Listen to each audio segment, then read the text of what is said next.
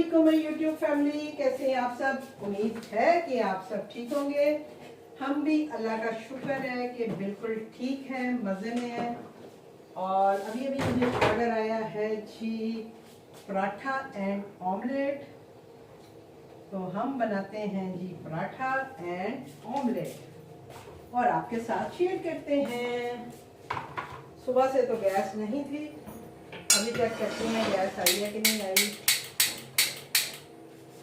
आए अल्लाह, गैस नहीं आई तो अब हम क्या करेंगे। गैस आ गई है, मेरा वो नहीं चलेगा, मनूस मारा।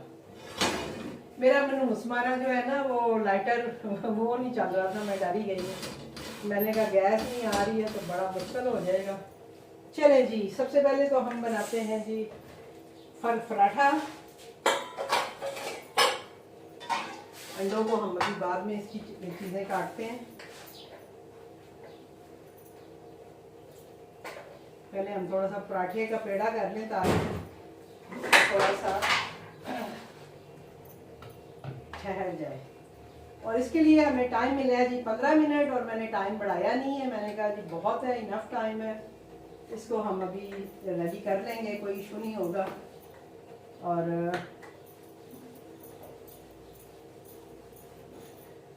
सबसे पहले मैं करने लगी हूँ जी पराठे का पेड़ा। ये बड़ा मुश्किल काम होता है।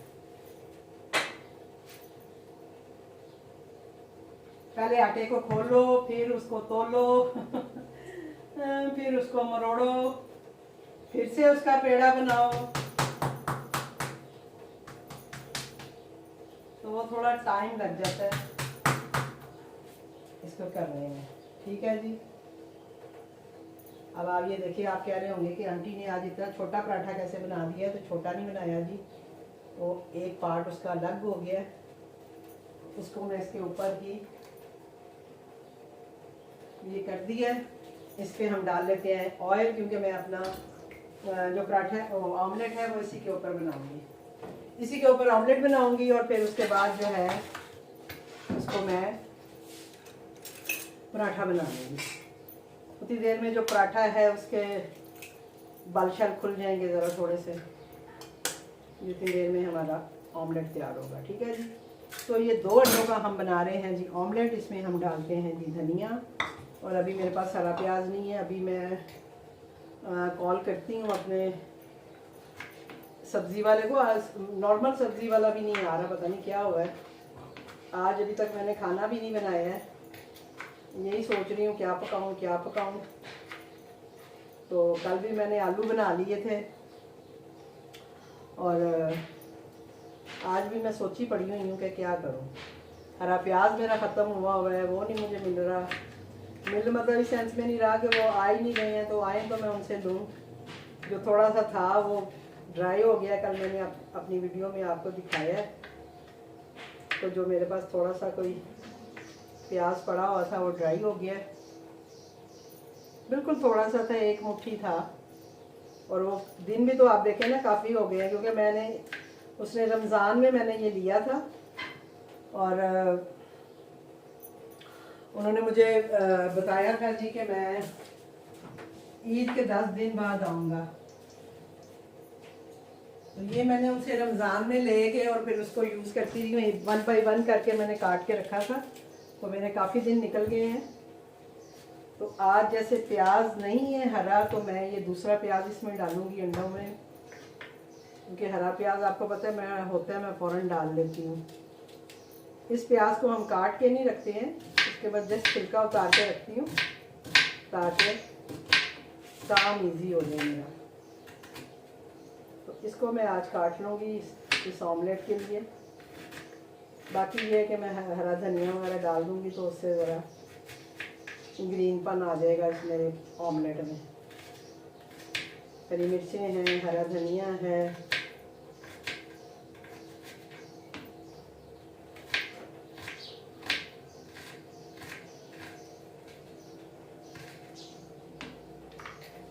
तो ये हम इसमें डाल देते हैं ये प्याज।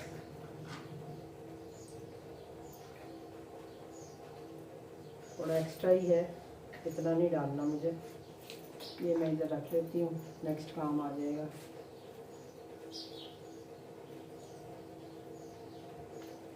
चलें जी, तो इधर से हम डाल लेते हैं इसमें मसाले। मसालों में जाएगा जी नमक और लाल मिर्च, और आपने देखा है कि मैं अक्सर हाथ से ही डाल रही होती हूँ, तो मुझे अपने हाथ से जो है ना थोड़ा अंदाज़ा है कि मुझे कितना डालना है। मैं मेरा ख्याल चम्मच वगैरह से डालूँ तो वो कम ज़्यादा हो जाएगा, तो मुझे अपने हाथ से थोड़ा सा अंदाज़ा होता है, तो इसलिए मैं हाथ इस्तेमाल करती हूँ। बाकी ऐसा नहीं होता है कि हमने हाथ नहीं धोए होते या कोई ऐसी बात होती है। जाहिर बात है हम काम करते हैं तो इन सब चीज़ों का ख्याल हम अपने लिए भी रखते हैं। जब हम अपने घर के लिए, अपने फैमिली के लिए बनाते हैं ना, तब भी इसी तरह ही बनाते हैं, और हाथों से ही चीज़ें बनती हैं। आटा भी हम हाथ से ही गूंथते हैं, तो इसलिए इस तरह के प्लीज़ इतराज़ ना किया करें। हम कोई वो फैंसी काम नहीं करते हैं कि हम लोग ग्लव्स डालें और ये वो करें। हम एक घरेलू औरतें हैं, घरेलू हम शेफ्स हैं। शेफ्स भी क्या है, बस घर का खाना बनाते हैं। शेफ्स तो नहीं मैं कहूँगी अपने आप को, घर का खाना हम आम रूटीन में हम बना रहे होते हैं, और वही रूटीन जो है तो हम लोग आप लोगों के लिए भी खाना बनाते हैं, और हम अपने हाथों का टेस्ट भी इसमें डाल देते हैं। अभी आई हुई थी जी बबीउन नूर, और बबीउन नूर दफ़ा हो गई हैं मैंने तो कहा था रुक जाओ, लेकिन बबीउन नूर साहबा जो है वो आई थी, अपना उनका स्कूल स्टार्ट हो रहा है खैर से मंडे वाले दिन से, तो उसकी मामा आई थी उसके लिए शॉपिंग करने, उसके शूज़ वगैरह लेने, यूनिफॉर्म और जो बाकी सारे लाजवात हैं स्कूल के वो लेने आए थे। तो थोड़ी देर के लिए मेरे पास भी आए, मुझे मिल के गए हैं। कल मैं उन्हें कह रही थी कि मैं उदास हुई हूँ, तो मैंने लाहौर चले जाना है क्योंकि मैं अकेली उदास हो गई हूँ। तो वो फिर छोटी ने भी कहा था कि मैं रात को लेके आऊँगी, लेकिन देखो अभी वो आती है कि नहीं आती, क्योंकि ज़ुहैब की तबीयत नहीं ठीक है।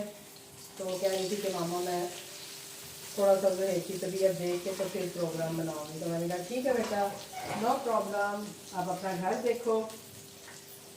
मैं उन माओं में से हूँ जो कि अपनी बच्चियों को ये नसीहत करती हैं कि पहले अपना घर, अपना हस्बैंड, अपनी फैमिली देखो, और उसके बाद कुछ और चीज़ों के बारे में सोचो। मैंने कभी भी उन्हें फोर्स नहीं किया कि भाई तुम लोग ये काम ऐसे करो वैसे करो। इवन के कभी मेरे जैसे कभी बात होती है तो मैं हमेशा अपने जो दामाद है उनका साथ देती हूँ। मैं अपनी बेटियों को गलत कह देती हूँ, बेशक वो ना भी हो, लेकिन मुझे होता है कि नहीं, एक अच्छा घर फैमिली को रखने के लिए, बेटी का घर बसाने के लिए ये बहुत ज़रूरी होता है माओं के लिए कि वो अपनी बेटियों का साथ इस सेंस में ना दें। अल्लाह ना करे, अल्लाह ना करे कोई मसला हो तो उसमें तो बिल्कुल आपको बोलना भी बनता है, आपका बात करना बनता है, आपका मशवरा देना भी बनता है।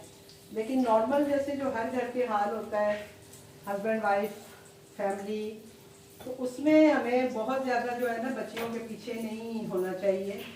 उनको उनके घरों में, अपनी अपनी फैमिलीज़ में, अपने अपने हालात के मुताबिक खुद को एडजस्ट होने देना चाहिए, मेरा ये मानना है।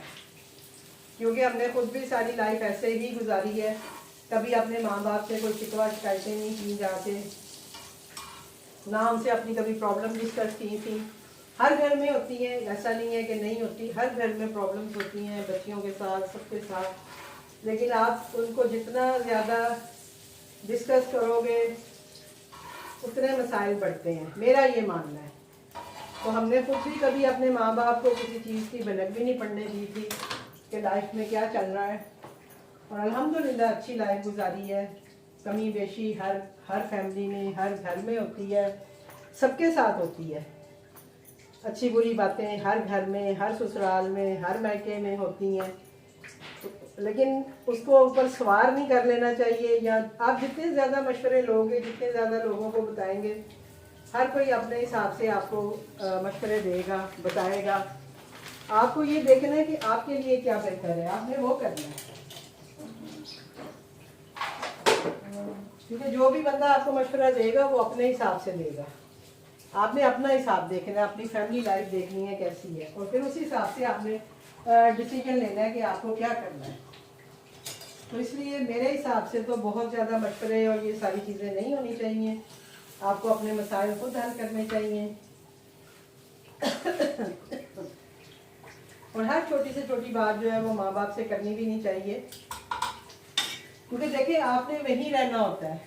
मेरा जो है ना, मेरे अपनी अम्मी की एक बात मुझे बड़ी अच्छी लगती है, हमेशा मैं याद करती हूँ इस मौके पे भी, और भी कभी कोई ऐसी बात हो तो मुझे ये बात याद आती है कि मेरी अम्मी ये कहती हैं कि बेटी को अगर उस घर में नहीं रहना ना तो फिर तो ठीक है, आप लड़ाई भी करो, बहस भी करो, जिद भी लगा लो, सारा कुछ कर लो, लेकिन अगर आपने उसी घर में रहना है, वहीं सर्वाइव करना है, तो फिर आपको इन चीज़ों से को थोड़ा अवॉइड करना चाहिए कि इस तरह से फिर रहना मुश्किल हो जाता है। तो और फिर ये है कि माँ बाप का दिल जो है ना वो बुरा होता है, बहुत बुरा होता है। अगर माँ बाप कोई ऐसी बात सुनते हैं तो उनके दिल से ये बातें नहीं जाती हैं, आप भूल जाते हो, आप उसी फैमिली में फिर से सर्वाइव करने लग जाते हो, उसी हस्बैंड के साथ, उधर ही बच्चों के साथ आपने सारा कुछ करना होता है। लेकिन जब आप माँ बाप के साथ जाके इस तरह की बातें करते हैं तो माँ बाप का दिल जो है वो ज़ाहिरी बात है, औलाद हैं आप, उनका दिल बुरा होता है, उनको बुरा लगता है आपके लिए, और फिर वो यही सोचते रहते हैं कि पता नहीं हमारी बेटी के साथ क्या हो रहा है। बेशक वहाँ पे ना भी हो रहा हो, लेकिन माँ बाप के दिल में ना ये चीज़ आती है। ये मैं अपना एक्सपीरियंस आपको बता रही हूँ।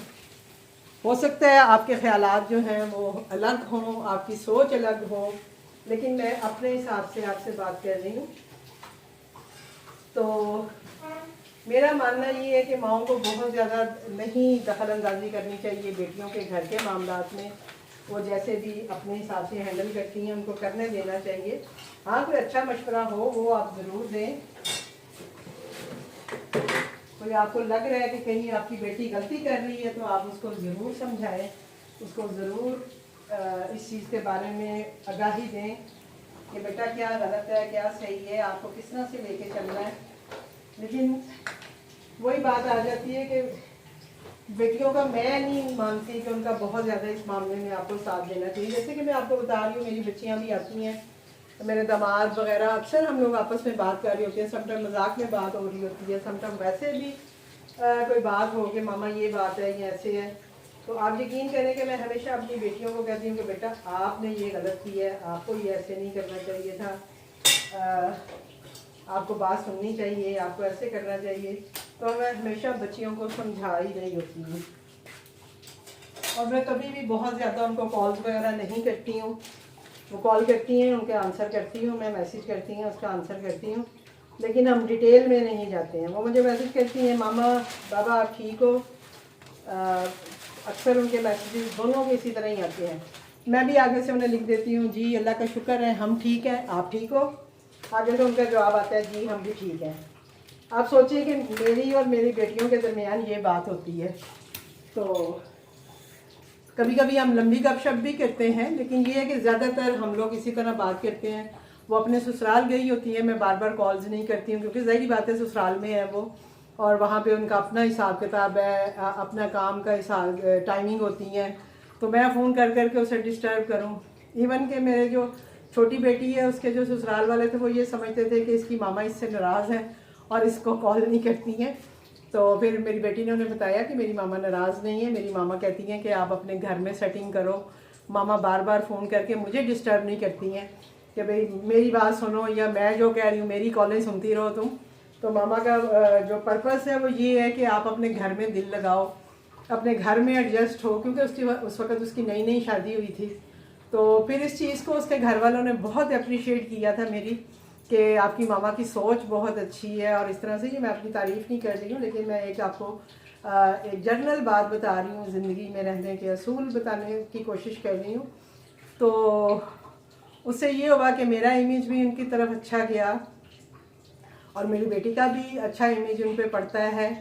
तो माँओं का बहुत बड़ा किरदार होता है अपनी बेटियों की, घरों की लाइफ को अच्छा करने में या बिगाड़ने में। कुछ माएँ हैं जो वाकई में अपनी बेटियों के घर बिगाड़ देती हैं इन चीज़ों में, और ऐसा नहीं करना चाहिए। बहुत सारे किस्से हैं हमारे इर्द गिर्द जो कि इस तरह के हैं। कि जहाँ पे हमेशा जब लड़की का घर ख़राब हुआ है उसके पीछे उसकी माँ का हाथ होता है। तो मेरी आप सब माँओं से यही दरख्वास्त है कि प्लीज़ अपनी बेटियों को सपोर्ट ज़रूर करें, सारा कुछ करें, लेकिन उनका घर जो है ना, कम से कम माँ बाप कोई भी नहीं चाहते हैं कि हमारी बेटी का घर ख़राब हो, लेकिन कुछ बातें, कुछ चीज़ें ऐसी हो जाती हैं कि जिससे जो है सारा बिगाड़ पैदा होना शुरू हो जाता है। तो ये थी मेरी आज की छोटी सी तकरीर। मुझे और कुछ समझ नहीं आ रहा था मैं क्या बात करूं, तो बस बात से बात निकली, बेटी की बात हुई कि आई हुई थी अभी मुझे मिल के गई है। उसे मैंने कहा रुक जाओ, लेकिन उसके हस्बैंड ने भी उसे कहा कि तुम रह जाओ, इधर 2 दिन रह जाओ, मैं आके ले जाऊँगा। लेकिन फिर उसने कहा कि नहीं मामा, मुझे अपने रबी नूर के स्कूल की तैयारी करनी है और मुझे अभी इसकी बुक्स वगैरह लेनी है, चीज़ें लेनी है, तो मैं इसलिए जा रही हूँ। तो मैंने उसे कहा ओके बेटा, खुशी से जाओ, अल्लाह हाफिज़। तो उनको अल्लाह हाफिज़ करके मैं आई हूँ और मेरा ऑर्डर भी तैयार हो गया और होपफुली कि आपको मेरी बातें बुरी नहीं लगी होंगी और आपने इससे कुछ सीखा ही होगा। और इंशाल्लाह इसी तरह आपसे थोड़ी बहुत गपशप चलती रहेगी। ऑर्डर मेरा तैयार हो गया। राइडर जो है वो कभी असाइन हो जाता है और कभी नहीं होता। अभी 9 मिनट पे आ गया, अभी 0 पे आया हुआ था और अब 9 मिनट पे आ गया। तो मैं लगाती हूँ जी रेडी टू डिलीवर पे कि मेरा ऑर्डर जो है वो रेडी हो गया है, क्योंकि मुझे जो टाइम मिला था मैंने उस पर उसको रेडी कर लिया होगा। तो अब मेरे पास 9 मिनट आ रहे हैं राइडर का टाइम। ठीक है जी, तो इंशाल्लाह मिलते हैं आपसे किसी और वीडियो के साथ, किसी और ब्लॉग के साथ। और आप चेक कर सकते हैं कि साढ़े 16 मिनट हो गया, 17 मिनट हो जाएंगे इस वीडियो को, और मैंने 15 मिनट के अंदर अंदर ही अपना ऑर्डर जो था वो रेडी कर लिया था। तो इंशाल्लाह मिलते हैं आपसे। अल्लाह हाफिज़।